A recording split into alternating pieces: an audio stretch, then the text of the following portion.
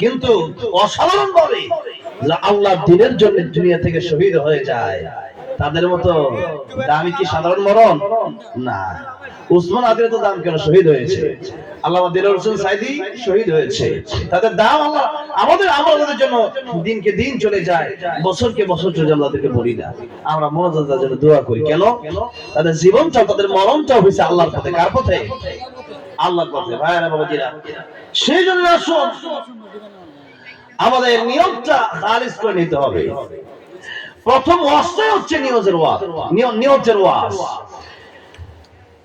আল্লাহ নবী হাদিস শরীফের ভিতরে বলেছেন, আখলিস দীনাকা ইয়াকফিকাল আমালুল কলিল। তোমাদের আমল অল্প যদি হয়, কিন্তু আমলটা যদি ঠিকঠাক হয়, যদি খালেস হয়, ইখলাসের সাথে হয়, আল্লাহর জন্য হয়, এই আমলের কারণে আল্লাহ পাক এই ছোট ছোট আমল দেখে দেখে আল্লাহ তোমাদেরকে কিয়ামতের ময়দানে জান্নাতের মেহমান বানাবেন। জোরে করে সুবহানাল্লাহ।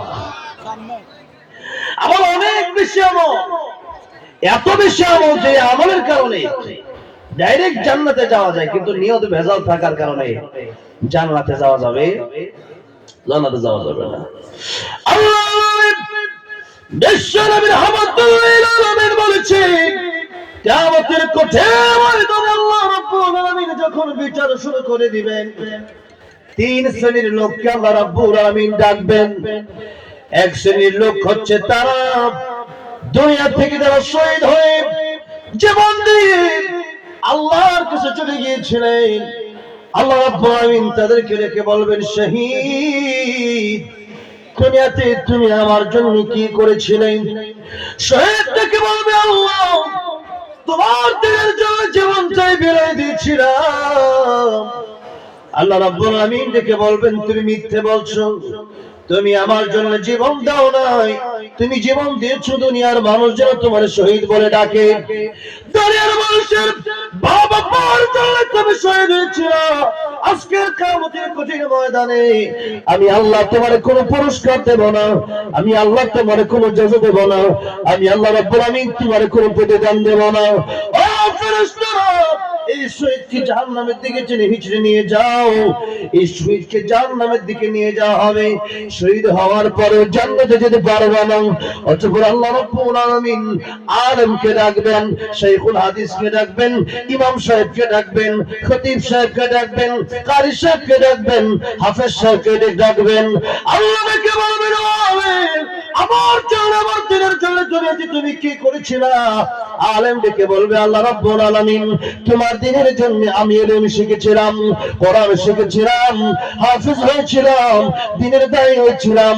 আল্লাহ রাব্বুল আলামিন ডেকে বলবে, তুমি আমার দিনের জন্য আলেম হও নাই, আমার দিনের জন্য তুমি ইলম শেখো নাই, আমি আল্লাহর জন্য তুমি কোরআনের হাফেজ হও নাই। এই দুনিয়ার মানুষগুলো তোমার বড় বক্তা বলে ডাকবে, বড় মুফাসসির বলে ডাকবে, বড় মুহাদ্দিস বলে ডাকবে, বড় শাইখুল হাদিস বলে ডাকবে, বড় কারি সাহেব বলে ডাকবে, বড় মুফাসসির বলে ডাকবে, বড় আলোচক বলে ডাকবে, বড় খতিব বলে ডাকবে, বড় ইমাম বলে ডাকবে। দুনিয়ার মানুষ তোমার বড় হুজুর বলবে, এই জন্য তুমি ইলম শিখেছিলা। দুনিয়ার মানুষ তোমাকে বড় হুজুর বলে ফেলেছে, দুনিয়ার মানুষ তোমার শাইখুল হাদিস বলে কম ডাকে নাই, দুনিয়ার মানুষগুলো তোমার মুফতি সাহেব, মুহাদ্দিস সাহেব বলেছে। আজকের কিয়ামতের কঠিন ময়দানে আমি আল্লাহ তোমার কোনো পুরস্কার দেব না, আমি আল্লাহ তোমার কোনো প্রতিদান দেব না। ফেরেশতারা রে, এই আলেমকে টেনে টেনে জাহান্নামের দিকে নিয়ে যাও। অতঃপর আল্লাহ রাব্বুল আলামিন নবীকে ডাকবেন, ও নবীর তুমি আমার জন্য কি করেছিলা? নবী দেখে বলবে, প্রভু গো, আমি তোমার দিনের জন্য দুনিয়ার সমস্ত সম্পত্তিগুলো বিলিয়ে দিয়েছিলাম। আল্লাহ রাব্বুল আলামিন ডেকে বলবে, নবী আমার দিনের জন্য দান করো নাই, তুমি দান করেছিলে। দুনিয়ার মানুষ তোমাকে বিশিষ্ট দানবীর বলবে, বড় দানবীর বলবে, পোস্টারে তোমার নামের সাথে লেখা হয়েছিল বিশিষ্ট দানবীর। তোমার মানুষ দুনিয়াতে বড় দানবীর বলেছে, দুনিয়াতে তোমার পাওনা মিটে গেছে। আজকের কিয়ামতের কঠিন ময়দানে তোমার আমি আল্লাহ কোনো পুরস্কার দেব না, তোমার কোনো জাযা দেব না, তোমার কোনো প্রতিদান দেব না। ফেরেশতারা রে, এই ব্যক্তি দুনিয়াতে লোক দেখানোর জন্য ইবাদত করেছিল, লোক দেখানোর জন্য গান করেছিল, আজকের কিয়ামতের কঠিন ময়দানে আমি আল্লাহ রাব্বুল আমিন তাকে জান্নাত দেব না, ফেরেশতারা তাকে টেনে হিচড়ে জাহান্নামের দিকে নিয়ে যাও। জোরে কোন নাউযুবিল্লাহ। তাহলে বড় শহীদ হওয়ার পরেও জান্নাতে যাওয়া যাবে না, বড় আলেম হওয়ার পরেও জান্নাতে যাওয়া যাবে না, বড় দানবীর হওয়ার পরেও জান্নাতে যাওয়া যাবে না। কেন? একটাই কারণ, নিয়তে ভেজাল। কারণটা কি? নিয়তে ভেজাল। তাহলে নিয়তে যদি ভেজাল থাকে আর দুনিয়া সব আমল করলেন, কোনো লাভ আছে? আর নিয়ত যদি ঠিক থাকে, নিয়তে যদি কোনো ভেজাল না থাকে, আল্লাহ নবী বিশ্ব নবী রাহমাতুল লিল আলামিন ডেকে বলেন, পৃথিবীর মানুষের কঠিন কিয়ামতের ময়দানে দুইজন ব্যক্তির ব্যাপারে আল্লাহ রাব্বুল আলামিন ফয়সালা করে দেবেন। এক ব্যক্তির ব্যাপারে আল্লাহ জান্নাতের ফয়সালা করবেন, আরেকজন ব্যক্তির ব্যাপারে আল্লাহ রাব্বুল আলামিন জাহান্নামের ফয়সালা করবেন। এই দুইজন ব্যক্তিকে, একজন আল্লাহর ওলি দুনিয়াতে বড় বিপদের সময় মরুভূমিতে পানির পিপাসায় ছটফট করছে, এমন সময় আরেকজন ব্যক্তি ওই আলেমকে, ওই আল্লাহকে আল্লাহর সন্তুষ্টির জন্য মাত্র একটা গ্লাস পানি পান করেছিল। কাল কিয়ামতের কঠিন ময়দানে সে ব্যক্তিটার জন্য জাহান্নামের ফয়সালা হয়ে যাবে। যে ব্যক্তি ওই আলেম আল্লাহর ওলিকে পানি পান করেছিল, আল্লাহ রাব্বুল আলামিন তাকে বলবেন, ফেরেশতারে, যে লোকটার ব্যাপারে জাহান্নামের ফয়সালা হয়ে গেছে, এই লোকটাকে ওই আলেমের সামনে দিয়ে একটু নিয়ে যাও, আমার বন্ধু আমার সামনে দিয়ে একটু নিয়ে যাও। এমনি ভাবে এমন সময় ফেরেশতারা ওই জাহান্নাম যার জন্য ফয়সালা হয়েছে, দুনিয়াতে এক গ্লাস পানি যে ব্যক্তি পান করেছিল, ওই ব্যক্তিকে আল্লাহর বন্ধু আল্লাহর ওলির সামনে দিয়ে নিয়ে যাবে। যেই লোকটার মানে কি দেখবে এবারে তিনি চিনে ফেলবে, ডাক দেওয়াল হুজুর, দুনিয়াতে বড় বিপদের সময় একটা গ্লাস পানি নিজে পাওয়া করে আপনাকে পান করিয়েছিলাম, আজকের কঠিন কিয়ামতের ময়দানে আমি বিপদে পড়েছি, আল্লাহ পাক আপনাকে জান্নাতে আমলনামা দিয়েছেন, জান্নাতের ফয়সালা আল্লাহ রাব্বুল আমিন আপনার জন্য করেছেন। আজকের কিয়ামতের ময়দানে আপনি যদি আমার জন্য একটু সুপারিশ করেন, আপনার জান্নাতের টিকিট ক্যান্সেল হবে না, জান্নাত বুকিং আপনার বাতিল হবে না। হুজুর আমার জন্য কি আপনি একটু সুপারিশ আল্লাহর দরবারে করতে পারেন না? এমনি হুজুর ডেকে বলবেন, হ্যাঁ অবশ্যই। আল্লাহর নিয়ম হলো, আল্লাহ রাব্বুল আমিন যদি কাউকে একবার জান্নাতের টিকিট দিয়ে দেন, জান্নাত যার জন্য আল্লাহ পাক ঘোষণা করে দেবেন, তার কাছ থেকে আল্লাহ রাব্বুল আমিন আর কোনদিন জান্নাতের বুকিং বাতিল করবে না। অবশ্যই তোমার জন্য আমি আল্লাহর কাছে একটু বলতে পারি। এবার আল্লাহকে ডেকে বলে, আল্লাহ দুনিয়াতে বড় বিপদের সময় এই লোকটা মানে পারে পার করেছিল, আজকের কিয়ামতের কঠিন ময়দানে লোকটা বড় বিপদে পড়েছে। দুনিয়াতে আমি বিপদে পড়েছিলাম এক গ্লাস পানির জন্য, এই লোকটা নিজে পানি না পান করে এই লোকটা একটা গ্লাস পানি আমারে পান করেছিল। আল্লাহ রাব্বুল আলামিন আজকের কিয়ামতের কঠিন ময়দানে তুমি না রহমান, তুমি না রহিম, তুমি না গফফার, আজকের কিয়ামতের কঠিন ময়দানে ওই আমল চলছেনা করে তারে কি তুমি maaf করতে পারো না? এমনি আল্লাহ দেখে বলেন, বান্দারে এই তো এই কিয়ামতের কঠিন ময়দানে এই লোকটা বড় বিপদে পড়েছে, আমি আল্লাহ রাব্বুল আলামিন ছোট্ট ছোট্ট আমল সেরা করে আজকে বান্দাকে জান্নাতে দেব। ওই দুনিয়াতে একটা গ্লাস মাত্র পানি তোমারে পান করেছিল, এতটুকু ছোট্ট একটা ইবাদত আমি আল্লাহর দরবারে মঞ্জুর হয়ে গিয়েছে।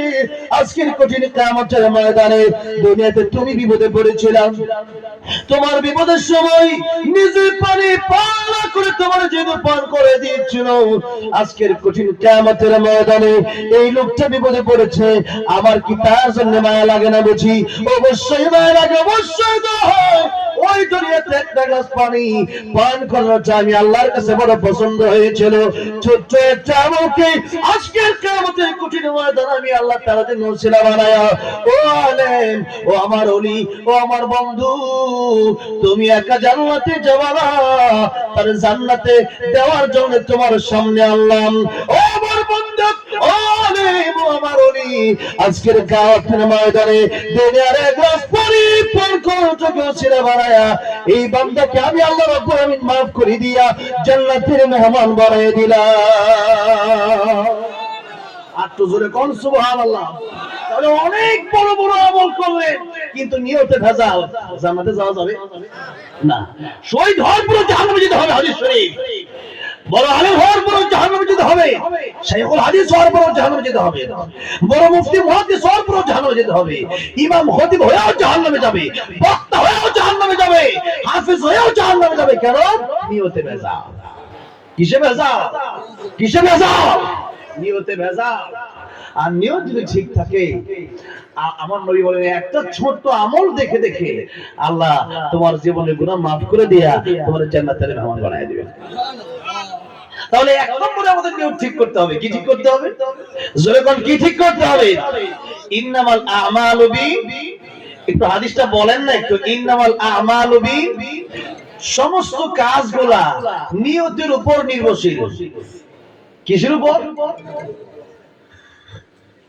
সারা রাত ওয়াজ শুনলেন কিন্তু আপনার ইচ্ছা হচ্ছে যে খালি দুনিয়ার কোনো মজা আর দুনিয়ার কোনো পার্টি, একটু বসলেন কিন্তু ওয়াজ শুনলেই কি আর না শুনলেই কি।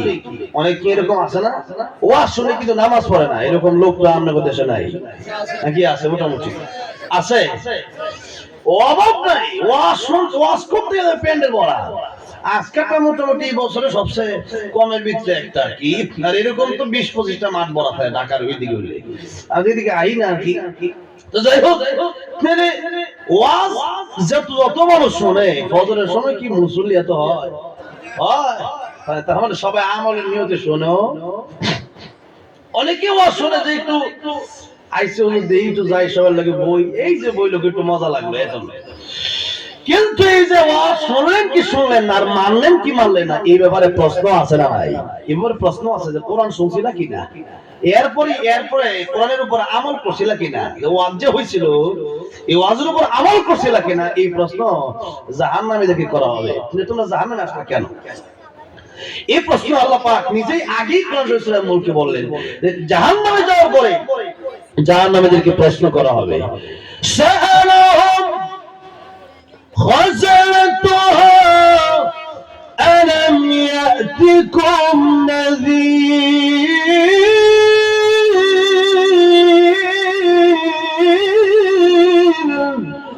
قالوا بلى قد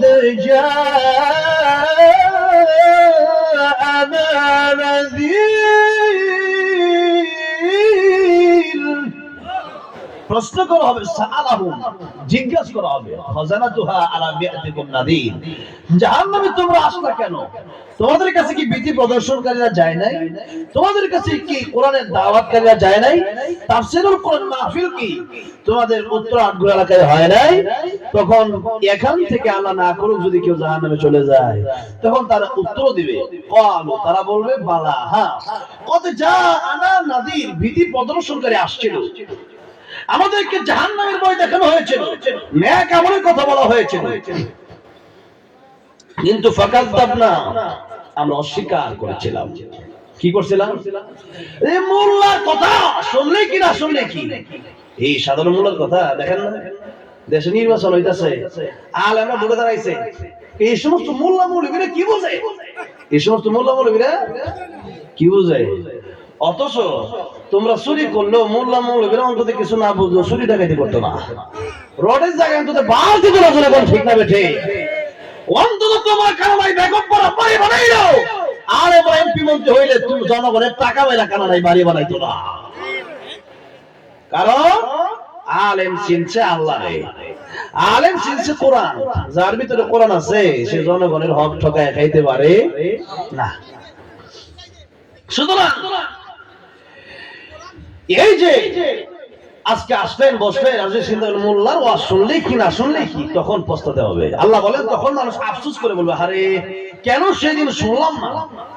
সূরা মুলকের প্রথম পৃষ্ঠা শেষ আয়াতে একেবারে শেষ দিকে আছে, তখন মানুষ আফসোস করে জাহান্নামীরা বলবে وقالوا لو كنا نسمع أو نعقل ما كنا في أصحاب السعير।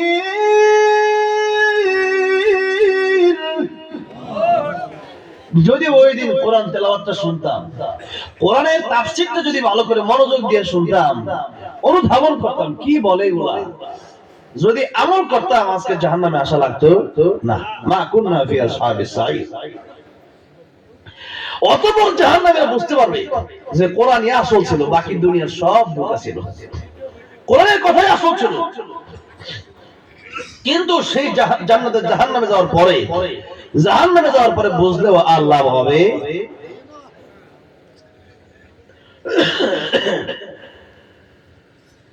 মাইকটা শ্বাস টানে প্রচুর, কিছু করার নেই।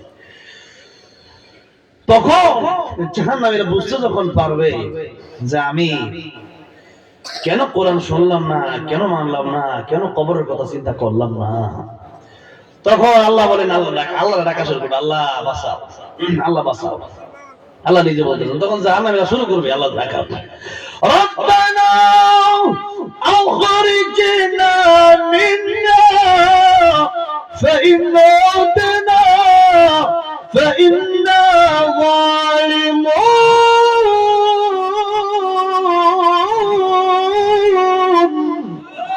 قال اخسئوا فيها ولا تكلمون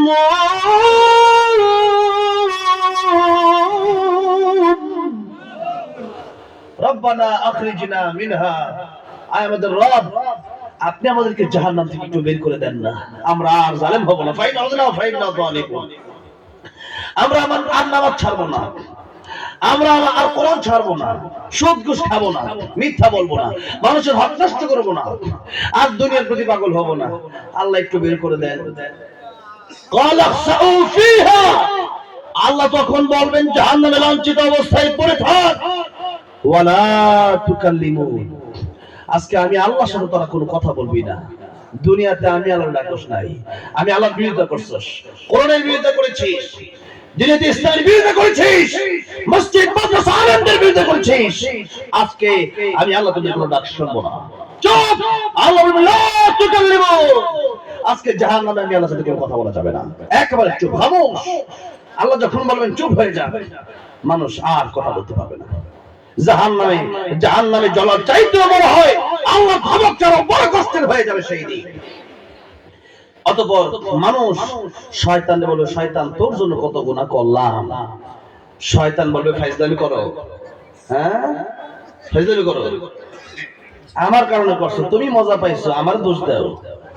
ইন্নাল্লাহা ওয়াদাকুম ওয়াদাল হক। আল্লাহর ওয়াদাই সত্য, আল্লাহর কোরআনের বাণী ছিল সত্য। আল্লাহর কোরআন তোমরা শোনো নাই, বোঝো নাই। কাইফা তাকফুরুনা বিল্লাহ ওয়া কুনতুম আমওয়াতান ফাহিয়াকুম। আল্লাহ কই মানুষ কেমনে মেরে সাথে নাফরমানি করে, তোমরা না মরা ছিলা, ফাহিয়াকুম আমি আল্লাহ জীবন দিলাম, সুম্মা ইউমিতুকুম, আবার তো মরে যাইবা, কিসের তো অহংকার, আবার তোমারই নিতে যাইতে হবে। সুম্মা ইউহয়িকুম, তোমাদেরকে আবার জীবিত করা হবে। সুম্মা ইলাইহি তুরজাউন, আমি আল্লাহর কাছে ফিরে আসতে হবে, সব হিসাব পুঙ্খানুপুঙ্খানু আমার কাছে তোমার দিতে হবে।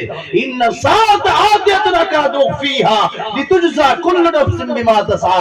আল্লাহ বলে এই জন্যই তো কিয়ামত কায়েম করব, যাতে করে তোমাদেরকে আমি বদলা দিতে পারি, বদলা। ফামান ইয়ামাল মিসকালা যাররাতিন খায়রান ইয়ারা ওয়া মান ইয়ামাল মিসকালা যাররাতিন শাররান ইয়ারা। ভালো কাজ করলে তারও বদলা পাবা, মন্দ করলে তারও বদলা পাবা। দুনিয়া শেষ নয়, এই জীবন নয়, আরো জীবন আছে, এই জীবন নিয়ে যাবে সেই জীবনের কাছে। তাহলে এই জীবনটা মূলত পরীক্ষার হল। এই জীবনটা কিসের হল? পরীক্ষার হল। এখানে আসছে পরীক্ষা দেওয়ার জন্য। ভাইরা আমার, বাবাজিরা আমার, সেই জন্য পরকালে গিয়া জাহান্নামের ভিতরে একবার ঢুকে গেলে যদি কোন ভুল করে লাগছে কাজ হবে না। আপনারা মনে করেন যে আমি একটা গুলি মারলাম, কি মারলাম? গুলি আপনার বুকে মাইরা দিলাম। গুলি যদি আপনার বুকে আমি মাইরা দিই, আপনি যদি মইরা যান, এখন আমি যদি ভুল করে লাইছি আর আপনি ফিরে আসবেন? খাউনটাও বেশি খায় লাইছি, বুঝছেন?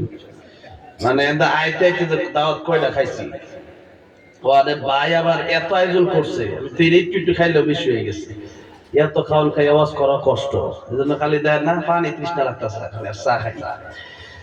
যাই হোক, আলহামদুলিল্লাহ। সিলেট তো আমি অনেক আগে, সিলেটে আমি মোটামুটি লম্বা সময় ছিলামও। সিলেট আম্বরখানাতে আমি, আমার এক উস্তাদ আছে, ওনার মাদ্রাসায় আমি ছিলাম। আমি যার কাছে হিফজ শোনাইছি, ওনার বাড়ি সিলেট গোলাপগঞ্জে, হেতিমগঞ্জ। তো সিলেটে আমি দীর্ঘদিন ছিলাম।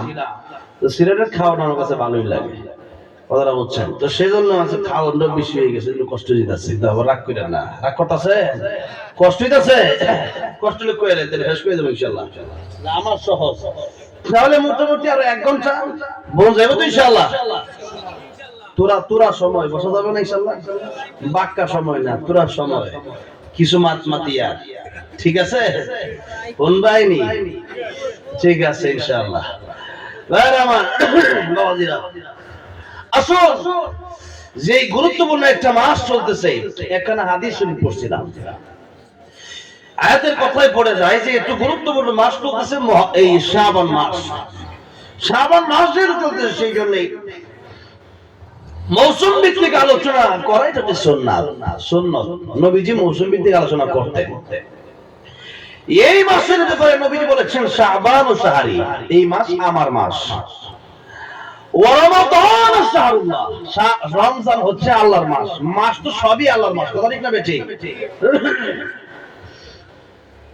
সবই আল্লাহর মাস, কিন্তু নবীজি এই মাসকে বললেন আমার মাস। ওলামায়ে কেরামগণ বললেন নবী হাদিস শরীফ কেন বললেন? আল্লাহ যেমন খালেক, আল্লাহ যেমন স্রষ্টা, আল্লাহর উপরে যেমন কোনো মাখলুক নয়, ঠিক তেমনি ভাবে রমজানের উপরে কোনো মাস নাই। নবী যেমন সৃষ্টির শ্রেষ্ঠ, এই দুনিয়াতে সবচেয়ে বেশি দাম কার? আমাদের নবীজির, আমাদের নবীজির। ঠিক তেমনি ভাবে রমজানের পরে শাবান মাসের দাম, যেহেতু নবীর সাথে নবী নিসবত করছেন এই মাসকে, সেজন্য রমজানের পরে শাবান মাসের দাম সবচেয়ে বেশি। এই শাবান মাসে আল্লাহর নবী বিশ্বনবী রাহমাতুল লিল আলামিন এত পরিমাণ রোজা রাখতেন, কয়েকটা দিন বাদ দিয়া প্রত্যেকটা দিন আল্লাহর নবী রোজা রাখতেন। আল্লাহর নবী বিশ্বনবী রাহমাতুল লিল আলামিনকে জিজ্ঞাসা করা হলো, ইয়া রাসূলুল্লাহ, এই মাসে এত পরিমাণ রোজা আপনি কেন রাখেন? অন্যান্য মাসে তো রমজানের পরে অন্যান্য মাসে এত রোজা আপনি রাখেন না। আল্লাহর নবী বিশ্বনবী রাহমাতুল লিল আলামিন বললেন, ও সব, এই মাসে এত বেশি রোজা রাখার কারণ হচ্ছে এই মাসে এই মাসে বান্দার মৃত্যুর পরোয়ানা।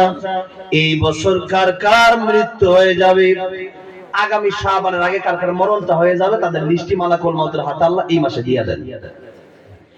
শাবান মাসে কার মরণ হবে আগামী বছর, তাদের লিস্টে চলে আসছে। আল্লাহ বিশ্বনবী রাহমাতুল লিল আলামিনকে বলেন,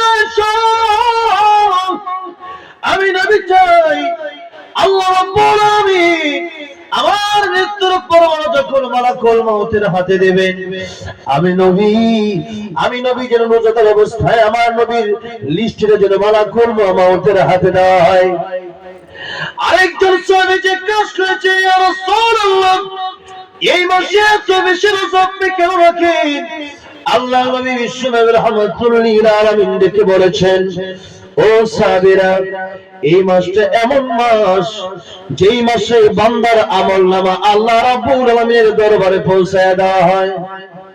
আরেক হাদিস শরীফের ভিতরে আছে নবীজি সপ্তাহে 2 দিন রোজা রাখতেন, সোমবার আর বৃহস্পতিবার। আল্লাহ নবীকে জিজ্ঞাসা করা হয়, ইয়া রাসূলুল্লাহ, এই সপ্তাহে 2 দিন আপনি কেন রোজা রাখেন? আল্লাহর নবী বিশ্ব নবী রাহমাতুল লিল আলামিন বলেছেন, সোমবারে আমি রোজা রাখি এর কারণ হচ্ছে সোমবারে আমি নবী পৃথিবীতে আগমন করেছি। নবীর জন্ম কোন দিন? সোমবারে, এজন্য আমি রোজা রাখি। কিন্তু আমাদের দেশের মধ্যে দেখা যায় তাই উল্টো না। নবীজি এই পৃথিবীতে আসছেন সোমবারে, তাই নবীজি রোজা রাখতেছেন। আর আমাদের দেশের মধ্যে আশিকে রাসূল দাবি করে অনেকে, কিন্তু এই দিন আসলে জিলাপি আর রসগোল্লা খায় আর খালি বিরিয়ানি আর খিচুড়ি খায়। নবী রাখছেন, নবীর আগমন উপলক্ষে রোজা। তুমি যদি খাতে আশিকে রাসূল হও, তুমিও না রাখবো নবীর জন্মদিন উপলক্ষে, নবীর ভালোই বাসো যেহেতু রোজা রাখো। কিন্তু তুমি রোজা রাখো না, তুমি কি করো? ডাক ঢোল পিটাইয়া, এরপরে বাবার নামে গান গায়া, এরপরে পিসায় ওটা ইয়া বানায় ধইরা খালেটা ধইরা, এরপরে তুমি গান গাও। এই গান গাওয়ার পরে একজনে আবার ফিকাপ দিয়া শরবত বিলাই, জিলাপি বিলাই, খিচুড়ি বিলাই, যত বিরিয়ানি খাইবে মনে করে তত সওয়াব। নবীজি রাখছে রোজা আর তারা খায় খিচুড়ি। নবীজি রাখছে রোজা, তারা খায় বিরিয়ানি।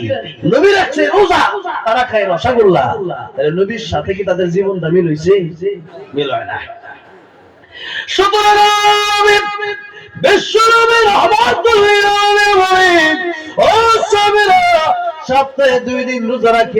রোজা রাখার একটা কারণ হচ্ছে সোমবারে আমি পৃথিবীতে আগমন করেছি। তাহলে আমরাও যদি চাই নবীজির সুন্নাতটা আমরা পালন করতে পারি, অন্তত সপ্তাহে যদি পারি, না পারলে তো সমস্যা নাই, যদি পারি সোমবার এবং বৃহস্পতিবার আমরা রোজা রাখবো। আর বৃহস্পতিবারে নবী কেন রোজা রাখতেন? বৃহস্পতিবার রোজা রাখার কারণ হলো এই বৃহস্পতিবারে বান্দার সাপ্তাহিক আমলনামা আল্লাহর দরবারে পেশ করা হয়। বান্দার আমলটা যদি ভালো হয়, বান্দার আমলের কারণে বান্দা যখন মৃত্যু বরণ করে মরে যায়, তখন আল্লাহর কাছে আকাশ পর্যন্ত সেই বান্দার জন্য দোয়া করে। বান্দা যদি ভালো হয়, জমিন তার জন্য দোয়া করে। কেন? আল্লাহ রাব্বুল আলামিন এই আকাশ দিয়ে তারা বর্ণনা করো আমার কাছ দিয়ে যেত, আমি আকাশের বড় বড় রাখতো, এই লোকটা আমার নামা কোনদিন আমি আকাশ দিয়ে যাবে না। এই জন্য আকাশ পর্যন্ত তার জন্য দোয়া করে, জমিন দোয়া করে। আল্লাহ রাব্বুল আলামিন এই দুনিয়াতে থাকার অবস্থায় আমার পেটের উপর বসে কত ইবাদত সে করেছে, কোরআন তেলাওয়াত করেছে, জিকির আজকার করেছে, সিজদা দিয়েছে, রুকু করেছে। আল্লাহ রাব্বুল আলামিন এই জমিনের উপর বসে বসে যখন ইবাদত গুলো করেছে, আমি জমিনের কাছে বড় ভালো লেগেছে। এই লোকটা পৃথিবী থেকে চলে গেছে, এই লোকটা আর কোনোদিন আমার পেটের উপর বসে ইবাদত করবে না। এই জন্য আমি মাটির কষ্ট হচ্ছে, আল্লাহ এই লোকটা তুমি মাফ করে দাও। আর লোকটার আমলনামা যখন যায় বৃহস্পতিবারে, সাপ্তাহিক আমলনামা বৃহস্পতিবার আল্লাহর কাছে পৌঁছানো হয়, প্রত্যেক সপ্তাহের আমলনামা। তখন আমল যদি খারাপ হয়, তখন আকাশ কষ্ট পায় যে এই কেমন মানুষ, এত বিস্তৃত আমলনামা।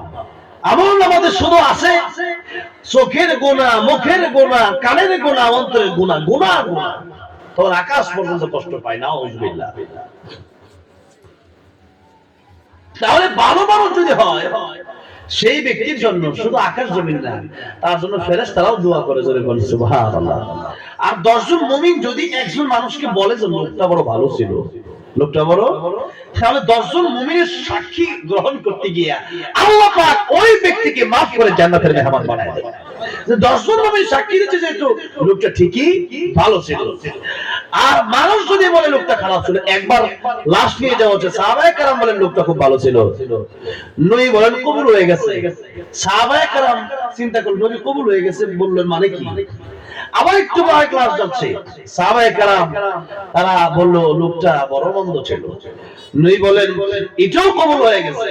সাহাবায়ে কেরাম বলেন ইয়া রাসূলুল্লাহ, এটা কেমন কি কবুল হইলো? নবী বলেন তোমরা যে বললা লোকটা ভালো ছিল, লোকটা জান্নাতি, জোরে বলেন সুবহানাল্লাহ। আর তোমরা যে বলো লোকটা মন্দ ছিল, তার মানে লোকটা আসলে ভালো ছিল না। আর ভালো ছিল আমাদের সমাজে দেখবেন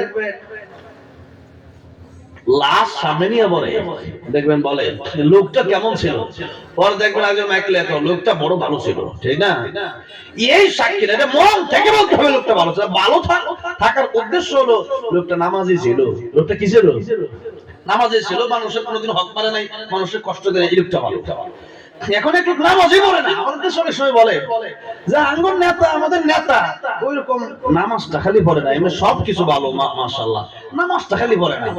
নামাজ যে ব্যক্তি পড়ে না, সবকিছু ভালো হলেও সে ব্যক্তি আসল ভালো হতে পারে, ঠিক না? ঠিক ধরে কোন আপনার মেয়ের জন্য আপনি পাত্রী দেখছেন, আপনার ছেলের জন্য, তা আপনি ঘটক সাহেব মানে মেয়ে যে দেখায়, ঘটক সাহেব কয় না, ঘটক সাহেব বলে ঘটক, মেয়ে পাত্রী দেখায়। এবার পাত্রী যখন আপনার মনে করেন যে পছন্দ হয়েছে, তো ঘটক সাহেব বললেন শুনেন, আপনার ছেলের জন্য যে পাত্রীটা দেখছি মাশাআল্লাহ খুব ভালো। কেমন ভালো একটু গুণাগুণ বলি। গোটা সিলেট বিভাগের ভিতরে মেট্রিক পরীক্ষায় পাস করছে এই বছর। এরপরে চেহারা 100 জনের ভিতরে একজন, সুন্দর এলাকা 100 জনের ভিতরে একজন, সবাই এমন সুন্দর হয় না। বেশি লম্বা না, বেশি লম্বা হলো সমস্যা, বেশি খাড়াও না, বেশি খাড়া সমস্যা। চেহারা মাশাআল্লাহ, চোখগুলা বড় বড়, ভাষা ভাষা, হাসি খুব সুন্দর। এরপরে পিঠা বানাইতে পারে, নুডলস পাক করতে পারে, শ্যামাই রান্তারে, সব পারে। একটা খালি সমস্যা আছে। তা আপনি জিজ্ঞাসা সমস্যাটা কি? তা সমস্যাটা কি একটু বলবেন? এমনি গড়ক সাহেব, আপনি কি দুনিয়ার ভিতরে 100 পাবেন নাকি? আপনার তো জান্নাতে গেলে আপনি 100 পাবেন, দুনিয়া কোনোদিন আপনি পরিপূর্ণ পাইতেন না। দুনিয়াতে কিছু না কিছু কমতি থাকতেই পারে, এটা দুনিয়া, এটা জান্নাত না। আমি কি জান্নাতের হুরসা নেই নেব? হবে না। এমনি লোকটা ডাক দেবে, আরে ভাই যে সমস্যাটা এটা কোন না, এটা জান্নাতের হুর না চাই, সমস্যাটা কি একটু বলেন, শুনে দেখি। আগে দিতা পরে মিটাবালা, আগে সমস্যা যাই কইলাম। এমনি গড়ক সাহেব কয় সব ভালো হইলো, মেয়েটা চরিত্র রাইতার বিলেতে যে কই থাকে তা ঠিক ঠিকানা নাই। এই কথা বলার পরে কোন ভালো বাবা তার কোন ভালো সন্তান কি এই মেয়ের সাথে বিবাহ করাতে পারে না, ঠিক না? ঠিক। কেউ লোকটার মেয়েটা সব ভালো, দেখতে খুব সুন্দর। এরপরে দেখা গেছে মেট্রিক পরীক্ষায় পাস, এত গুণ আমার দেখার দরকার নাই, চরিত্র হইলো আসল, চরিত্রটা ঠিক নাই। নবী বলেছেন তুমি কাহলমার আতলি আরবাইন, চারটা জিনিস দেখে বিয়ে করলি, মালিহা ওয়ালি জামালিহা ওয়ালি হাসাবিহা ওয়ালি দীনিহা ফাযফার বিযাতিদ দ্বীন। নবী বলেছেন মানুষ তার সম্পদ দেখে, মানুষ চেহারা দেখে, মানুষ দেখে তার বংশ, মানুষ দিনদার কিনা দেখে। নবী বলেছেন তোমরা ওই তিনটাকে প্রাধান্য কম দাও, প্রাধান্য দাও দিনদার মেয়েকে। দিনদার মেয়েকে যদি বিয়ে করতে পারো তাহলে তোমার জীবন সফল হয়ে যাবে। সুবহানাল্লাহ। ভালো একজন বউ যদি ঘরে আসে, সুন্দর যদি না হয়, সুন্দর না বেশি, কিন্তু কথা শুনে, জামাইয়ের স্বামীর কথা শুনে, স্বামীর আনুগত্য, স্ত্রী ভালো, তাহলে এই সংসারটা সুখের সংসার, ঠিক না? ঠিক। আবার দেখে গেছে যে অনেক সুন্দর, কিন্তু আপনি গেছেন মনে করেন 1-2 বছর লেগে বিদেশ, এই 2 বছর আপনি শুনে কাম করে নিচ্ছে ওই নন গেছে। আজকে দেখি কোন মেলা, ঢাকায় মেলা, একটা বাণিজ্য মেলা হইতেছে, কোন মেলা দেখি মানে জামাই হয়ে গেছে, এমনি কি আছে, হের বউ খারাপ, হের বউ কি খারাপ, আরেকবার লয়ে গেছে এমনি কি কেন কেন?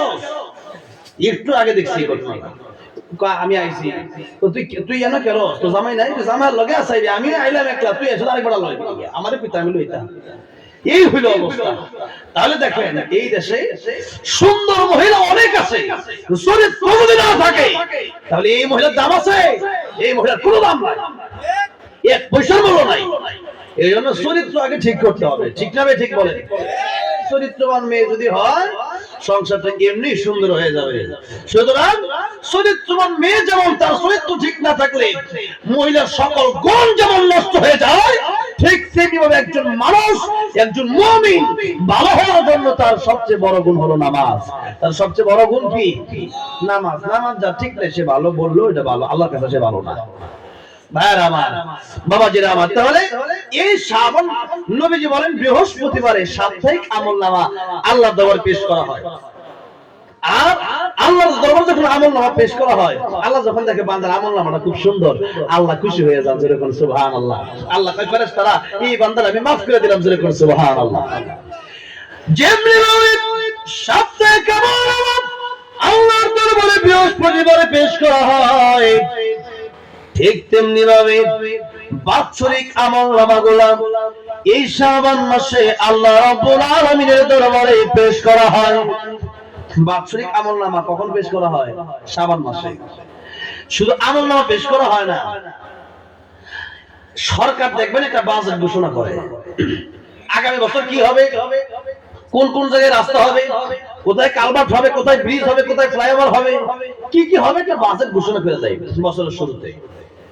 ঠিক তেমনি এই শাবান মাসে আল্লাহ রাব্বুল আলামিন বান্দাদের তাকদীর নির্ধারণ করে দেন।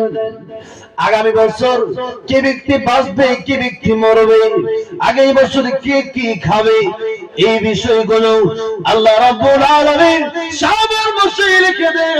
শাবান মাসে আল্লাহ রাব্বুল আলামিন এটা ফেরেশতাদের হাতে পৌঁছায় দেন।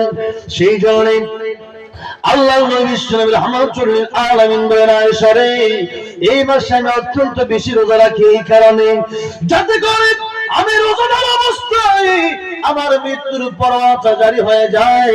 তামুতুনা কামা তাহইয়াউনা, নবী বলেছেন তোমার জীবন যেমনে কাটাবা তোমার মরণও কিন্তু ওইভাবে হবে। জীবন যেমনে কাটাবেন মরণও ওইভাবে হবে। আশরাফ আলী থানভী, হাকিমুল উম্মত মুজাদ্দিদ আশরাফ আলী থানভী রাহমাতুল্লাহ কাছে এক যুবক গেছে, ডাক দেখলো, হুজুর একটা কথা বলতে আসছে। কি কথা? হুজুর, আমার বাবা মৃত্যু শয্যায় শহীদ, কালিমা পড়তে পারে না, যতই বলি লা ইলাহা ইল্লাল্লাহ আমার বাবা পড়তে পারে না। হুজুর দেখে বলেন, তাহলে বলে কি? যুবক দেখে বলে, হুজুর আমার বাবা শুধু বলে টিকিট কিতনি বেচি হুই হ্যাঁ আর কিতনে রহ গই, টিকিট কয়টা বেচছো আর কয়টা বাকি আছে। হুজুর দেখে বলেন, যুবক তোমার বাবা কি করেছে যেমন হিস্ট্রি থেকে আমারে বলবা। এমন সময় যুবক ডেকে বলে, হুজুর আমার বাবার সিনেমা হলের ব্যবসা, প্রতিদিন বিকালে সিনেমা হলের সামনে গিয়ে ম্যানেজাররে বলি টিকিট কিতনি বেচি হুই আর কিতনি রহ গই, টিকিট কয়টা বিক্রি করছো আর কয়টা বাকি আছে হিসাবটা বুঝায় দাও।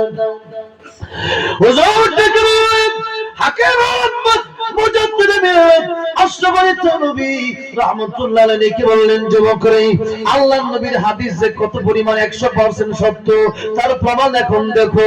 আল্লাহর নবী বলেছেন, তামুতুনা কামা তাহইয়াউনা, মরণ তোমার ওইভাবে হবে জীবন তুমি যেমনে পার করছো। তোমার বাবা সারা জীবন ঠিকঠাক আল্লাহর নাম নেয় নাই, আল্লাহর নাম দিয়ে তার ভালো লাগে নাই, নামাজটা ঠিকঠাক পড়ে নাই, সিনেমা হলের ব্যবসা করেছে, আর বলেছে টিকিট কিতনি বেচি হুই আর কিতনে রহ গই।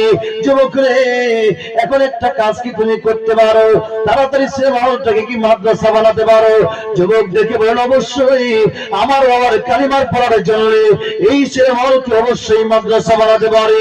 হুজুর দেখে বললেন, তাড়াতাড়ি সিনেমা হলকে মাদ্রাসা বানাও, ছাত্র আনো, এখানে কোরআনের তালিম শুরু করে দাও। হুজুরের কথা অনুযায়ী সিনেমা হল বন্ধ করে দেওয়া হলো, মাদ্রাসা চালু করে দেওয়া হলো, কোরআনের তালিম শুরু করে দেওয়া হলো। এবার হুজুর দোয়া করেন, আল্লাহ রাব্বুল আলামিন এই লোকটা কোনো যদি কালিমা না পড়ে মারা যায়, শেষ শব্দ যদি এটাই হয়, হয়তো লোকটা জাহান্নামের অতল গহ্বরে চলে যাবে। আল্লাহ রাব্বুল আলামিন এই লোকটার সন্তানরা বুঝতে পেরে সিনেমা হলকে মাদ্রাসায় পরিণত করেছে, তালিমুল ইলম দেখে কোরআনের তালিম শুরু করে দিয়েছে। আল্লাহ রাব্বুল আলামিন এই লোকটার জবানে তুমি কালিমা নসিব করে দাও। দোয়া করতে দেরি, সিনেমা হলকে মাদ্রাসা বানাতে দেরি। এবার লোকটাকে যখন তালকিন দেওয়া হচ্ছে, আপনি পড়েন লা ইলাহা ইল্লাল্লাহ, এবার লোকটা জবান দিয়ে সাথে সাথে বের হয়ে গেল লা ইলাহা ইল্লাল্লাহ মুহাম্মাদুর রাসূলুল্লাহ সাল্লাল্লাহু আলাইহি ওয়াসাল্লাম। লক্ষ্য করে দেখুন, সারা জীবন এই কথা বলেছেন, টিকিট কিতনে বেচে হুই আর কিতনে কিতনে রহ গই, এই কথা বলার কারণে মৃত্যুর আগে তার জবান দিয়ে এই কথা বের হয়। আর আমার সমাজে অনেক লোক আছে দেখবেন, সারা জীবন থাকলো দেশের সাথে, খাইলো সুদ, খাইলো ঘুষ, বললো মিথ্যা কথা, এখন জবান দিয়া আপনি দেখেন এরকম গুনার সাথে যারা বেশি সম্পৃক্ত, এদের জবান দিয়ে কালিমা বের হতে চায়, এদের উল্টা পাল্টা কি যেন বলে একটু মনে লাগে। সেই জন্য নবীজি বলেছেন, আমি রোজাদার অবস্থায় যেন আমার মৃত্যুর পরবর্ত হয়ে যায়, এই শাবান মাস নয়। এবং আরেকটা কারণ আমি রোজা রাখি, আরেকটা কারণ হচ্ছে রজব মাসের ব্যাপারে আল্লাহ সূরা তাওবায় বলেছেন, ইন্না ইদ্দাতাশ শুহুরি ইনদাল্লাহি 12 শাহরান ফি কিতাবিল্লাহ ইয়াওমা খালাকাস সামাওয়াতি ওয়াল আরদা মিনহা আরবাআতুন হুরুম। বছরে মাস কয়টা? এই 12 মাস আল্লাহর কাছে 12 মাস। মানে তবে ইংরেজি বাংলা মাসের দাম আল্লাহর কাছে না, আল্লাহর কাছে আরবি মাসের দাম। কি এর দাম? আরবি মাসের। তবে আল্লাহ বলেন যে মিনহা আরবাআতুন হুরুম, এই 12 মাসের ভিতরে 4টা মাসকে আমরা সম্মান দিছি। একটা মাস হচ্ছে রজব, আগের মাসটা সম্মানিত মাস, পরের মাসটা দামি মাস রমজান মাস। শাবান মাসকে মানুষ অবহেলা করে কাটায়, কিন্তু মানুষ অনেকে ধারণাই নেই যে এই মাসটা ভাগ্য নির্ধারণের মাস। আগামী বছর মৃত্যু যার যার হবে তার লিস্টিটা মালাকুল মউতের হাতে এই মাসে চলে আসার মাস। এই মাসে বান্দার আমলনামা আল্লাহর কাছে যাওয়ার মাস। এই মাসটা নবী বলেছেন শাবান ও শাহরি আমার মাস। নবীজি নিজের সাথে যেই মাসকে নিসবত করেছেন সেই মাসের দাম কম না বেশি? নবীজির সাথে যার সম্পর্ক তার দাম আছে না? নবীজি যেখানে ছিলেন সেখানে কোরআনের যে সূরা নাযিল হয়েছে সেই সূরার নাম হয়ে গেছে মাক্কি সূরা। নবীজি মদিনায় গেলেন, সেই সূরাগুলোর নামও কি সূরা হয়ে গেছে? মাদানী সূরা।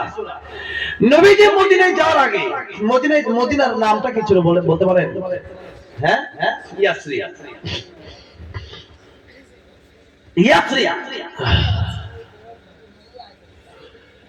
নবীজি মদিনায় যাওয়ার পরে সেই জায়গার নাম হয়ে গেল মদিনাতুর রাসূল, রাসূলের শহর।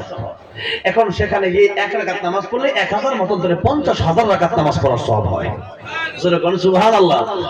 তাহলে নবীর ছোঁয়ায় ইয়াসরিব নামে তুমি ছিল অক্ষরের দেশ, বড়ই মারাত্মক যে ছিল তোমার পরিবেশ। নবীর ছোঁয়া পেয়ে হলে সোনার মদিনা। সব বলিব কিন্তু তোমার বলতে পারি না, এই হলো মদিনা। ভাইরা আমার, বাবাজিরা আমার, নবীর সাথে হযরত যায়েদ রাদিয়াল্লাহু আনহু সম্পর্ক। যায়েদ রাদিয়াল্লাহু আনহু নবীর গোলাম। যায়েদ রাদিয়াল্লাহু আনহু নবীর ভালোবাসছে, নবী যায়েদকে ভালোবাসছে। এইজন্য যায়েদ যদিও নবীর গোলাম, तमाम পৃথিবীর রাজা বাদশাগুলোর এক পাল্লায় দিলে যায়েদকে আরেক পাল্লায় দিলে যায়েদ রাদিয়াল্লাহু আনহুর দাম বেশি হয়ে যাবে, যায়েদ রাদিয়াল্লাহু আনহুর পাল্লাটা ভারী হয়ে যাবে। সুবহানাল্লাহ। কেন? নবীর সাথে যার সম্পর্ক। এই শাবান মাসের সম্পর্ক নবীর সাথে। নবী বলেন শাবান ও শাহরি, শাবান আমার মাস। নবীজি বেশি বেশি রোজা রাখতেন, 2-1টা দিন ব্যতীত বাকি সব দিনই নবী শাবানে রোজা রাখতেন। উলামায়ে কেরামগণ বলেন শাবানে নবীজি রোজা রাখার আরেকটা স্পেশাল কারণ হচ্ছে এই মাসে আল্লাহর নবী সুন্নাহ রাহমাতুল আলামিন উম্মতকে প্রশিক্ষণ প্র্যাকটিস শিখায় গেলেন। একজন মানুষ দেখবেন ভালো একটা যদি প্রতিযোগিতায় যায়, মনে করেন যে একটা খেলোয়াড় খেলতে যাবে, বিশ্বকাপ খেলতে যাবে, সে প্র্যাকটিস করে না? তার সময়টা শুধু ফুটবল খেলতে যায়, শুধু ক্রিকেট খেলতে যায়। কেন? যাতে করে মাঠে বিশ্বকাপ খেলতে যায় আমি ভালো করতে পারি।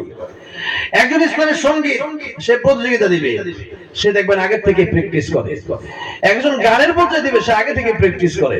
কারণ প্র্যাকটিস না থাকলে ওখানে গিয়ে ওই রকম ভাবে তা সে বলতে পারবে না, সেজন্য সে প্র্যাকটিস করে নেয়। ঠিক তেমনি ভাবে দেখবেন সাধারণত খাবারের সময় যখন হয়ে যায় তখন ক্ষুধা লাগে। এখন রমজান মাসে সেই ফজরের সময় খাইবেন, আবার এত রাইতো এই লোক আইসা পড়ছে, যেরকম মারহাবা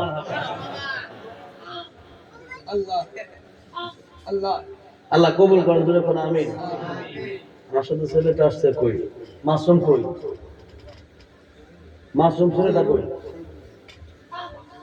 আমার সাথে আসো। ঠিক আছে, আল্লাহ কবুল করেন, যেরকম আমিন। তাহলে শাবান মাস, এই মাসটা নবী রোজা রাখতে উম্মতকে শিখিয়ে গেলেন যাতে করে উম্মতরা এই মাস থেকে অন্তত নফল রোজাটা রাখে। অন্তত কি রাখে? নফল রোজাটা রাখে।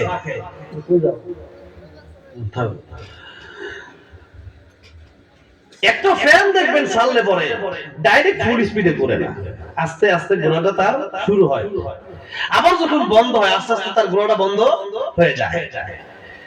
দেখবেন প্রতিদিন একটা সময় আপনি খাবার খান, প্রতিদিন আপনি যারা নিয়ম মতো খানা খায়, সকাল 9টায় খানা খান, দেখবেন 9টায় ক্ষুধা লেগে গেছে। দুপুর 2টায় খানা খান, দেখবেন 2টায় ক্ষুধা লেগে গেছে। আবার রাত 9টায় খানা খান, দেখবেন 9টায় ক্ষুধা লেগে গেছে। ঘুমান প্রতিদিন, এসার পরে ঘুমায় যান। আজকে আপনি এসার পর আপনি ঘুমাচ্ছেন না, দেখবেন একটু ঘুম ধরতেছে। কথা ঠিক না ঠিক? আবার আমাদের সাধারণত ফজরের আগে ঘুমই ধরে না, প্রতিদিন অভ্যাস হয়ে গেছে। এই জন্য মানুষ যেটা অভ্যাসে পরিণত করে নেয়, ওইটা তার জন্য সহজ হয়ে যায়। এখন রমজানের সময় সেই সুবহে সাদিকের আগে আপনি খেয়ে নিলেন, আবার সেই মাগরিবের আজানের সময় খাবেন, 9টা বাজে তারপর ক্ষুধা লাগতে পারে। দুপুরে 2টা বাজে দেখবেন হ্যাঁ আর চলে না, হুজুর রোজা ধরে লাইছে। কি ধরে লাইছে? রোজার হাতটাও আসেনি, তারপর রোজা ধরে লাইছে। কেন ধরছে? মানে ওই যে হঠাৎ করে রাখছে যে 11 মাস পরে, বাকি 11 মাসে তো সে খালি ফরজই রাখে আর নফল রোজা রাখে না, সেই জন্য এখন তার রোজা ধরছে। এখন দেখা যাচ্ছে মসজিদে হইতে হলে একবার এই কাত একবার ওই কাত কুড়ি করে আসেন, তাহলে পানি কি খেয়ালাম না, কথাটা বোঝেন নাই। দেখেন এখন তার কষ্ট হয়ে যায়। সেই জন্য ওলামায়ে কেরাম বলেছেন, এসব বসে আল্লাহ নবী বিশ্ব নবী রাহমাতুল লিল আলামিন বেশি বেশি রোজা রাখতেন, উম্মতদেরকে প্র্যাকটিস করায় গেলেন। উম্মতেরা রমজান আসার আগে আগে প্র্যাকটিসটা একটু সাবানে করে নাও, মাঝে মধ্যে একটু রোজাটা রেখে নাও।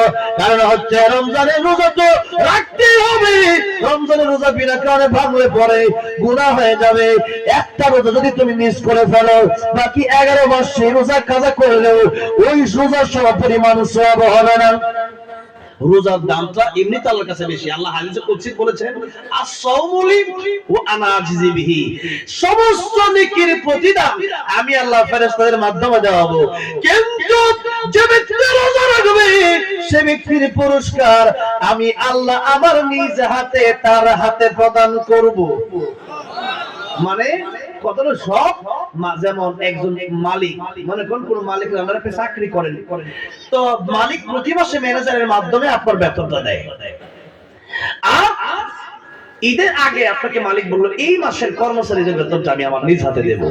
তখন কর্মচারী বুঝতেই পারে যে এই মালিক যখন নিজ হাতে বেতন দিবে, ওই সাধারণ বেতন দিবে না, এটা স্পেশাল বেতন দিবে। এখন দেখা গেছে ঈদের সময় আগে ছিল 20,000 বেতন, আমি দিলাম আরো সাথে 20,000 বোনাস, দিলাম 40,000। এবং তোমার ঈদের জন্য যত জামা কাপড়ের দরকার আমি এক কোম্পানিতে একশো তারাবি পড়াইতাম, বুঝছেন? দেখছেন খুব জেলখানায় আছে সালমানের রহমান, এর কোম্পানির বড় মসজিদ, আমি একশো তারা এখন তো কাতারে পড়াই। তো তখন যখন তারাই পড়াইতাম, তারাবি পড়ানোর পরে হ্যাঁ জীবনে নামাজ দেখছি না, হ্যাঁ আমরা অন্য মুসলিমের পড়তো, মানে কোম্পানির লোকেরা পড়তো আর কি। সেখানে দায়িত্ব আলাদা লোক, সেক্টর লোক ছিল। এখন সেখানে নামাজের পরে মানে যখন আমরা বিদায় নিয়ে যাব, তখন ঈদের যে মার্কেট ওইটা আঙ্গুলে দিয়ে দিত, কাপড় কাপড় সব দিয়ে দিত আঙ্গুলে, কথাটা বুঝছেন? তো সেই জন্যই দেখা গেছে যে রমজানের পুরস্কার পৃথিবীর সব ইবাদত মানুষকে দেখানোর জন্য করতে পারে। নামাজটা সময় ওযু আছে না নাই, দেখা গেছে যে একটা বড় মসজিদ হইতাছে, তো সবাই নামাজও খাবেছে। এখন নেতা একজন আইছে, হ্যাঁ কই ওযু আছে না নাই, দেখার দরকার নাই, নামাজও খাবে যায়, কথাটা বুঝছেন না? নামাজও খাবে গেছে, ওযুর দরকার নাই, ওযু ছাড়াও নামাজ পড়ে এমন রেকর্ড আছে। কথা বুঝছেন না? যে নামাজ না পড়লে মাইনছে কি কইব, মাইনছে কি কইব, এই জন্য নামাজও খাবে গেছে। আরেকটা হচ্ছে দেখবেন যে মাহফিলে জিজ্ঞাসা করা হলো যে কে কত দিবেন। আপনার তো আলহামদুলিল্লাহ আল্লাহর জন্যই দেন। কয়েকদিন আগে মাহফিলে কুলাউড়া একটা মাহফিল, আমি প্রত্যেক বছর মাঝখানে গত বছর আসতে পারি নাই, একটা মাহফিলে আমি সাধারণত প্রত্যেক বছরই আমার দাওয়াত করা হয়। এই গত মাসে অস্ট্রেলে গেছি 30 তারিখে এই কুলাউড়া, সেই এলাকায় আসছি। মানে এত পরিমাণ দান করে মানুষ, একজনকে আমি দেব প্যান্ডেল, একজনকে আমি দেব বক্স, আমি দেব হুজুরের টাকা, এরকম করতে করতে এক সময় দেখা গেছে টাকা বেশি হয়ে যায়, কথাটা বলছেন? দান যদি নিয়ত থাকে অবশ্যই আল্লাহর জন্য আলহামদুলিল্লাহ। এরপর আছে কোরআন শরীফে তোর প্রকাশ্যেও দান করে গোপনেও দান, কারণ প্রকাশ্য দিলে তোমার কারণে আরেকজন উৎসাহিত হইয়া সেও দান করবে, সুতরাং তার সবটা তুমিও পাবা, ডবল সব ধরে করছো সুবহানাল্লাহ। কিন্তু নিয়ত যদি এমন থাকে যে সবার সামনে চাও হইলো, সবাই নাম কয়, আমার নাম না কইলে কেমন দেখা যায়, হুজুর নেন আমি দিলাম 10,000, নাম না বড় করে কয়ে দেন, তখন এই দানটা কবুল হবে। নিয়ত থাকতে হবে আল্লাহর জন্য। এরপরে যদি দেখা গেছে আমি তো দোয়া তো অটোমেটিক ফ্রি পাইবেন, আখিরাত চাইবেন দুনিয়া ফ্রি, আখিরাত চাইলে দুনিয়াটা কি ফ্রি। আর আমার সেই জন্য বাবা ছিল আমার রমজান আসতেছে, এই রমজান আমাদের জন্য অত্যন্ত দামি। আল্লাহ বলেছেন সাওমুলি, রোজা আমার জন্য। আল্লাহ বলে না সালাতুলি, নামাজ নামাজ মানুষ আমার জন্য পড়ে। আর মানুষ অনেক সময় নামাজ মানুষকে দেখানোর জন্য পড়ে। নামাজ অবশ্যই আল্লাহর জন্য, কিন্তু মানুষ নামাজকে মানুষকে দেখানোর জন্য পড়তে পারে। আল্লাহ বলে না যাকাতুলি, যাকাতও মানুষ মানুষকে দেখানোর জন্য দেয় না? 20 জনের যাকাত দেয়, ক্যামেরা থাকে 50 টা, এরপরে ফেসবুকে পোস্ট দেওয়া যায় যে আমি এত লোকের যাকাত দিচ্ছি, এইবার 200 টাকা দামের লুঙ্গি 2 দিন পরে ছিঁড়ে গেছে। মানুষকে দেখানোর যাকাত এই দেশে আছে। হজ করলো কেন? যে আমার মানুষ বড় হাজি বলবে। হ্যাঁ, মানুষ বিশাল হজ হইতেছি, বিশাল একটা ভাবসাব নিয়ে অনেক সময় যায় অনেকে। যদি অবশ্যই মন থেকে না থেকে সমস্যা নাই, কিন্তু নিয়ে যদি না থাকে মানুষ বড় হাজি বলবে, তাহলে বিপদ। তাহলে অন্যান্য সমস্ত আমল যদিও মানুষকে দেখানোর জন্য করা যায়, একটা আমল মানুষকে দেখানোর জন্য করা যায় না, ওই আমলের নাম কি? রোজা। তারা সাওমুলি, রোজা আমার জন্যই বান্দা রাখে। কারণ একজন বাথরুমে গিয়ে 1 গ্লাস পানি পান করে ফেললো, পুকুরে ডুব দিচ্ছেন, এমন পানি দিস না, পানি গোলা না ভালোটা দেখার সময় নেই। একটু পানি খাইতে পান করতে পারলে মনে হয় কই যেটা বাসে, সেই জন্য একটু পানি আপনি পুকুরে নিচে পান করে আবার উঠে গেলেন, কেউ বুঝলো না। কিন্তু যখন ইফতার করতে গেলেন, নবী বলেন রোজার জন্য ইফতারের সময় একটা খুশি দুনিয়াতে, একটা খুশি আখিরাতে। একটা খুশি তো তার সে ইফতারের সময় তার ভালো লাগে, রোজাদার যে আনন্দটা পায়, সে আনন্দটা কি যে রোজা রাখে না সে পায়? যে রোজা রাখে না সে ইফতার করতে কিন্তু অনেক সময় বসে না, কিন্তু সে তার মনে কিন্তু সুর ভাব থাইকাই যায়। কথা বলছেন, আমি তো রোজা রাখি নাই, কিন্তু আমি ইফতারটাও খামো এখন, নিজে ভিতরে কেমন লাগে, কারণ আমি তো রোজাদার না। আর আমি কি রোজা রাখছি? গরিব দিকে তাকায়, আল্লাহ 5টা মিনিট আছে, আর 6 মিনিট, আর 3 মিনিট, একেবারে বাকি আছে। এখন রোজাদার ইফতার করো, আল্লাহ রাব্বুল আলামিন হতে বলেন ফেরেশতারা রে,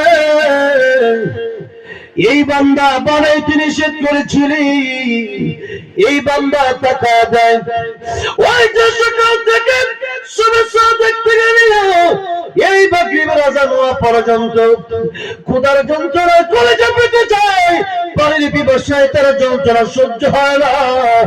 এরপরেও বান্দা পানি আছে তার সামনে, চাইলে পান করতে পারে, এরপরেও পান করে না।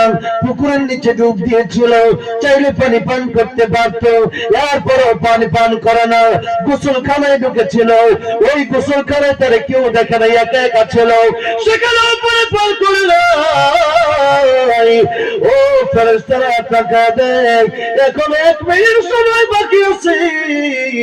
আমার বান্দা একবার ঘড়ির দিকে তাকায়, আরেকবার ইফতারের দিকে তাকায়। ফেরেশতারা রে, তারা সাক্ষী থাক, এই বান্দার জীবনের গুনাহগুলো আমি আল্লাহ রাব্বুল আলামিন মাফ করে দিলাম। সুবহানাল্লাহ। ভাইরা বাবাজিরা, সেজন্য সামনে আসতেছে দামি মাস, এই দামি মাসকে আমাদের কদর করতে হবে। শাবান থেকে প্রস্তুতি আমাদের নিতে হবে। কি বলেন? প্রস্তুতি নেওয়ার মাস হচ্ছে শাবান। শুধু শাবান মাস না, নবীজি প্রস্তুতি দিলেন রজব থেকে। কোন মাস থেকে? রজব। রজবের যখন যেত, আল্লাহ নবী বিশ্ব নবীর হামাতুল লিল আমিন পড়া শুরু করে দিতেন, আল্লাহুম্মা বারিক লানা ফি রজব ওয়া শাবান ওয়া বাল্লিগনা রমাদান। আল্লাহ, রজবের শাবানে তুমি আমাদেরকে বরকত দান করো। এই বরকতের অর্থ অনেক ব্যাপক। আল্লাহ আমাদের হায়াতে বরকত দাও, আল্লাহ আমাদের রিজিকে বরকত দাও, আল্লাহ আমাদের কাজে কর্মে বরকত দাও। কারণ হচ্ছে হায়াত না থাকলে তো রমজানই পাবো না। এটা হচ্ছে এমন এই পরিমাণ কাজে বরকত দাও, এই পরিমাণ রিজিকে বরকত দাও, রমজানে যেন দুনিয়ার রিজিকের মধ্যে আমার চলতে না হয়, রমজানে যেন দুনিয়ার প্রতি আমার চলতে না হয়।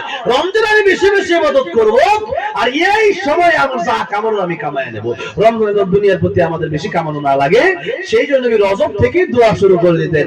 আর শাবানে নবীজি ডাইরেক্ট প্র্যাকটিসের মাধ্যমে ডাইরেক্ট প্রস্তুতি নিতেন শাবান থেকে নবীজি, কারণ রমজান আসলে ডাইরেক্ট কষ্ট হয়ে যেতে পারে উম্মতের। সেজন্য শাবানে অন্তত সোমবার আর বৃহস্পতিবার, আর নবীজি আরবি তারিখে রোজা রাখতেন 13, 14, 15 আইনে বীজের রোজাগুলো, এই 3টা রোজা, আর সাপ্তাহিক 2টা রোজা, অন্তত এই 8-10টা রোজা হলে আমরা রাখবো বলি ইনশাআল্লাহ। আল্লাহ তাহলে অভ্যাস যখন পরিণত হয়ে যাবে তখন প্রথম রোজাগুলো আর আমাদের জন্য কষ্ট হবে না। আর নফল রোজা আপনি ভাঙলে পর আরেকটা রাখলেই হবে, কিন্তু ফরজ রোজা আপনি ভাঙলে কিন্তু এটা সহজেই আর হচ্ছে না আপনার জন্য, সেটার জন্য কাজা কাফারার বিশাল ব্যাপার। সেই জন্য তারপরও কাজা কাফারা দিলেও ওই রোজার সমপরিমাণ সওয়াব আর পাওয়া যাবে না। ভাইরা আমার, বাবাজিরা আমার, সেই জন্য শাবান মাস আসছে, এই মাসের গুরুত্ব আমাদের দিতে হবে এবং এই মাসে রমজানের প্রস্তুতি আমাদের নিতে হবে। ভাইরা বাবাজিরা, সেই জন্য আসো আপনাদের সামনে পবিত্র কোরআন শরীফ থেকে সূরাতুল আহজাবের 41 এবং 42 নম্বর আয়াত কারিমা তেলাওয়াত করেছি। এই আয়াত থেকে আমরা কিছু আমল জানা আমরা ইনশাআল্লাহ আলোচনা শেষ করব ইনশাআল্লাহ। যেহেতু আমি এই আয়াতের উপর লম্বা সময় আলোচনা করতাম, কিন্তু যেহেতু শাবান মাস, এইজন্য শাবান মাস সম্পর্কে লম্বা সময় আলোচনা করলাম। গত মাসে রজব সম্পর্কে আলোচনা করেছি, মেরাজের আলোচনা করেছি, তারপরে আরো বিভিন্ন আলোচনা করেছি, কিন্তু এই মাসে তো শাবান মাস আর শুরু হয়েছে মাত্র, আজকে রজবের 5 তারিখ শুরু হয়ে গেছে, ঠিক আছে? 5 তারিখ শাবানের কত তারিখ আজকে? 5 তারিখ। তার মানে আর হয়তো 24-25 দিন আছে রমজানুল মুবারকের। সেই জন্য একটু আলোচনাটা করে নিলাম, যাতে করে আমরা এখন থেকে রমজানের প্রস্তুতি নিতে পারি। রমজান আসলো, কিন্তু আমাদের প্রস্তুতি কিন্তু ইবাদতের মাধ্যমে হচ্ছে না। আমাদের প্রস্তুতি হয় কারো ব্যবসা কিভাবে ভালো হবে, কে কিভাবে ঈদের মার্কেট করবে, সেই প্রস্তুতি এখন থেকে শুরু হয়ে গেছে। কিন্তু অনেকের রমজানে কিভাবে রোজা রাখবে, কে বেশি বেশি ইবাদত করবে, সেই প্রস্তুতি অনেকের হয় নাই। সেজন্য আমাদের এখন থেকে কিসের প্রস্তুতি নিতে হবে? রমজানের। ভাইরা বাবাজিরা, এবার আসুন, আর 6 মিনিট সময় আছে।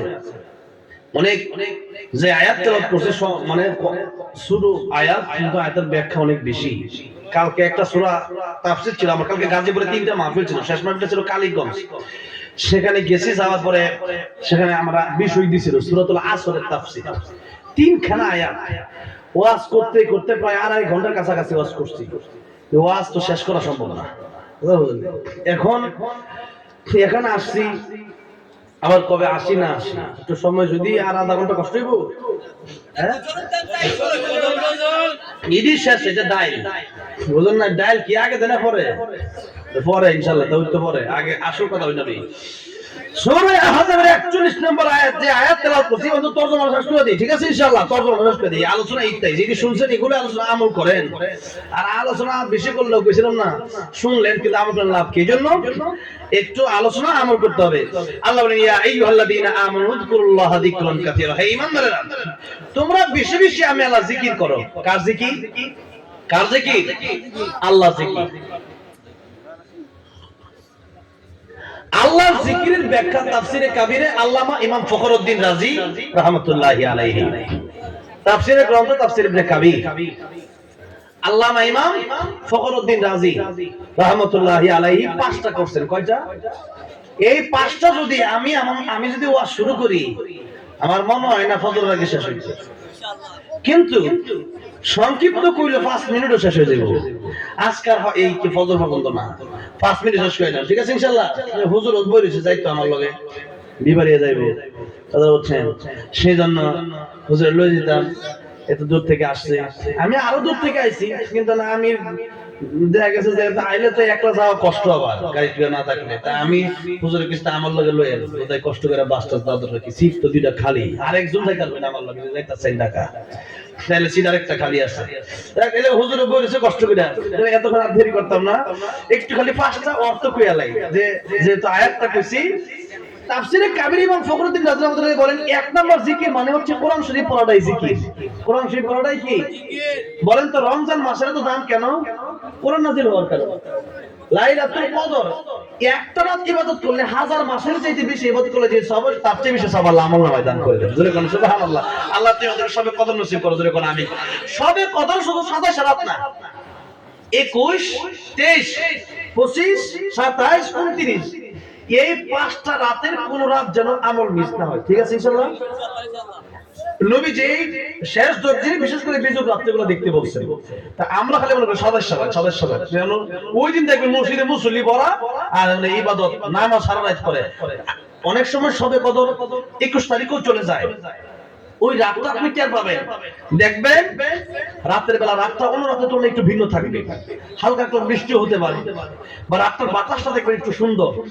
তখন অনেক সময় দেখবেন যে 21 নজরে 23 নজরে 25 নজরে চলে গেছে, আপনি 27 29 প্লাস প্ল্যান পাবেন না। সেই জন্য এই 5টা রাত 21 23 25 27 29 একটা রাতও যেন আমাদের আমল মিস না যায়। আল্লাহ আমাদেরকে এই 5টা রাত হায়াত তুমি দিও, জোরে কোন আমিন। তাহলে এক নম্বর হচ্ছে জিকির মানে কোরআন, কারণ ইন্না নাহনু নাযালনা যিকরা ওয়া ইন্না লাহু লাহাফিজুন। আল্লাহ বলেছেন ইন্না নাহনু নাযালনা যিকরা, আমি আল্লাহ জিকির নাযিল করেছি, তার মানে আমি আল্লাহ কোরআন নাযিল করেছি। প্রত্যেকটা হরফ যখন তিলাওয়াত করবেন একটা হরফ বুঝে